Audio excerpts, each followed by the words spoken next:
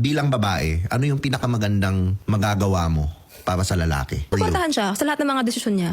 Okay. Alam ko rin naman na tiwala ako kung ano yung mindset or pag-iisip na meron siya. Naging partner ko nga siya eh. Kumbaga, suporta ako sa lahat ng mga magiging desisyon niya. Or kung magkamalin man siya, bumagsak man siya, hindi naman para iwan mo agad, kundi para nandiyan ka, para i-push pa lalo siya. So yun na siguro yung magiging ano ko sa kanya, magiging tulong ko sa kanya sa partner. Paano ba maging tamang babae para sa isang lalaki? Feeling ko na wala naman talagang tamang babae. Like on your own definition. I know wala naman tamang babae, but on your own Depende kung perspective. tama yung lalaki. I mean, depende kung ang tingin sa'yo tamang babae.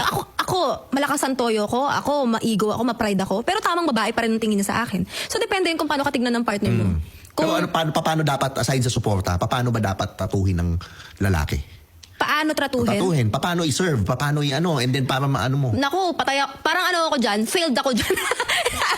Ano Next ba? day nga, paano ka mafe-fail? Mahal na mahalan talaga ako niyan. Pero kasi, ano ko pagdating sa relationship kasi namin, diba, alam niya na yung decision ko mismo, minsan yung nasusunod. Iba-iba kasi diba ang relasyon. Minsan kasi decision ko yung nasusunod. Kapag hindi nasunod, hindi pwedeng hindi. Dapat decision ko yung masusunod. So, ganun ako. Kaya sabi ko na, pagdating sa mga ganyang usapin, feeling ko, failed ako kasi hindi ko alam kung paano ko,